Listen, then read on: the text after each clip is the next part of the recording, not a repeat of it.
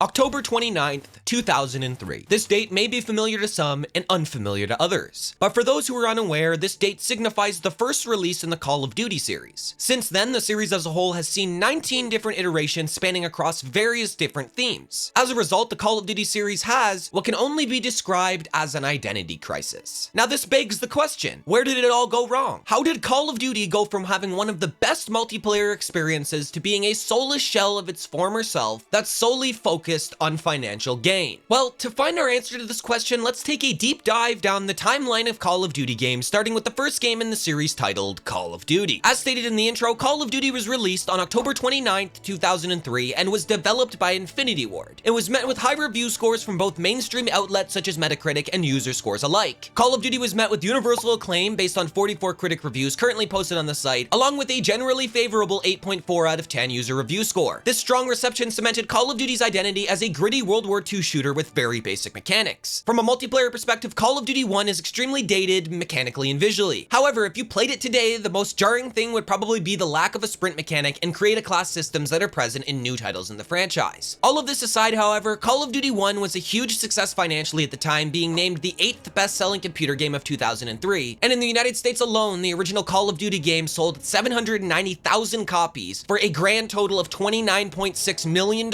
made by August 2006. None of this went unnoticed at Activision HQ, and 2 years later on October 25th, 2005, Activision released their second title in the franchise titled Call of Duty 2. Call of Duty 2 was Infinity Ward's second try at the iconic World War II shooter, and they didn't disappoint. At the time, Call of Duty 2 was praised for its graphical fidelity along with the sound design. Other innovations were also brought to Call of Duty 2 that are still used today in modern Call of Duty titles. One of these innovations that was widely praised by game reviewers and casual players alike was the new regenerating health system. This built on the foundation that was set in Call of Duty 1 with a singular health bar and health packs, and allowed for players to play the game differently due to the new regeneration mechanics. The positive response to this game can be seen through the review scores. The Metascore in 2023 for Call of Duty 2 sits at 89 out of 100, with the user scores not being that far behind at 8.1 out of 10. As seen with the first game in the franchise, Call of Duty 2 was a gargantuan financial success for Activision, generating over 250,000 copies sold in its first week and topping out at over 6 million copies sold by November 2013. These back-to-back World War II Call of Duty titles obviously showed where Activision and Infinity Ward wanted the series to go from a theme perspective, and seemed to cement Call of Duty's identity as a World War II shooter for years to come. This rang true with the subsequent release of Call of Duty 3 on November 7th, 2006. Except this time, Activision put another developer besides Infinity Ward up to the task, and this just happened to be who else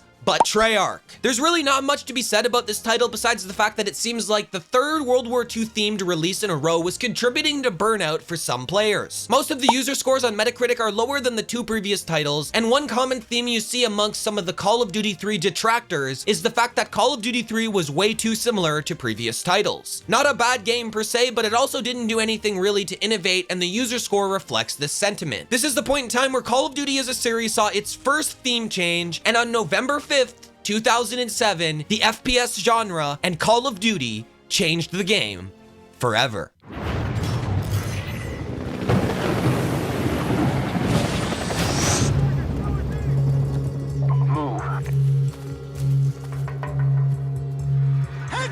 Call of Duty 4 set the bar for innovation in FPS games. It brought us features such as Create a Class, perks, customizable weapons, camos, and a prestige system, just to name a few. This is reflected in the extremely high review scores from critics and users alike. This is the game that made so many people fall in love with the Call of Duty franchise, and is actually the beginning of the theme shift that Call of Duty was seeing as a series. As you can tell by the title, Call of Duty 4 is titled Modern Warfare, and with this, it brought along a modern theme. Gone were the days of the bare-bones World War II shooter that Call of Duty once was, and it appeared that the series was moving in a direction of a modern themed shooter, and almost all of the community was on board with this idea. If the three previous titles taught us anything, it's that we can expect to see at least 3 back-to-back Modern Warfare releases. Well, at least that's what we thought. At this point in time, Treyarch was the secondary and lesser of the two development teams working on Call of Duty, and this sentiment across the community rang true with the subsequent release of Call of Duty World at War. Now, don't get me wrong, World at War was one of my favorite Call of Duty titles. However, it suffered from the same issues that COD 3 had when it released the year after Call of Duty 2. It was too similar to the previous titles. World at War brought us some awesome game modes such as zombies and war, but from a multiplayer perspective, Call of Duty World at War was a world War II version of Call of Duty 4. Due to burnout on the World War II theme, a lot of the community continued playing Call of Duty 4 instead of World at War, and World at War was seen as the lesser of the two games. Unfortunately, this is where we start to see the beginning of the identity crisis for Call of Duty as a whole, and to recap, we went from World War II 3 times in a row to a modern theme that was a welcome change. Then back to World War II again, and this created a divide in the community between the already established players who wanted the World War II theme and the other half wanting something new. Call of Duty still struggles with this today, and perhaps this is more of a community problem than it is a developer problem, but either way, it's a problem regardless of the reasoning behind it. This pattern repeated itself with the subsequent 5 releases that preceded Call of Duty World at War. We saw the original Modern Warfare 2, which is hailed as one of the best, if not the best COD game of all time, return to the modern era after World at War. We then saw theme changes once again with the introduction of the Black Ops series that features Black Ops 1 and 2, which were set in Vietnam and near future respectively. Modern Warfare 3 saw us return to the modern theme for a 3rd time, and at this point in the series, we had seen 3 World War II titles, 3 Modern Warfare titles, 2 Black Ops titles, and lastly, we got Call of Duty Ghosts, which was also fairly modern / post-apocalyptic. This could also be seen through the mechanics of the game. COD during the golden era, spanning from COD 4 to Black Ops 2, was a fast-paced twitch shooter with quick sprint to fire time, lots of perks for varying playstyles, and good maps. Everything appeared normal except for the constant theme changes, and most of the community put thousands of hours into these games and developed their playstyle. Although something that always lingered was the sentiment that Call of Duty was the same game every year. And Activision heard these cries and absolutely shocked the community when they changed the game entirely by releasing Call of Duty Advanced Warfare along with 2 other titles following, being Black Ops 3 and Infinite Warfare. These games completely shook up the Call of Duty community. Gone were the days of the classic World War II shooter. Gone were the days of the modern Call of Duty games. Advanced Warfare ushered in the advanced movement era of Call of Duty. With this came many large changes to the movement, including but not limited to jetpacks, wall running, fast sliding, etc. This changed the entire tempo of the game, it changed how people had to play, and for a lot of people, the game just simply didn't feel like Call of Duty anymore. Movement wasn't the only thing that changed for the worse in the advanced movement era, though. We also saw the beginning of what we currently have today in the form of egregious microtransactions. The advanced movement era brought us the likes of supply drops, tons of cosmetic items, pay-to-win variants in Advanced Warfare's case, and much, much more. Call of Duty was beginning to feel more so like a slot machine or a free-to-play game than it was an actual AAA FPS. However, some still wanted to stick with the series they once loved and played religiously, and they were greeted with more game-changing elements that didn't belong in a Call of Duty game whatsoever. Black Ops 3 saw the likes of specialist characters that had lethal abilities that charged throughout the match and were more akin to Overwatch rather than something you'd see in a Call of Duty title. The entire advanced movement era came to an abrupt halt, however, when Infinite Warfare released. The community rose up and finally sent a message that Activision could not ignore. To this day, Infinite Warfare's reveal trailer is currently the 6th most disliked video on the entirety of YouTube. This message was sent and received loud and clear over at Activision because the following game was marketed as bringing Call of Duty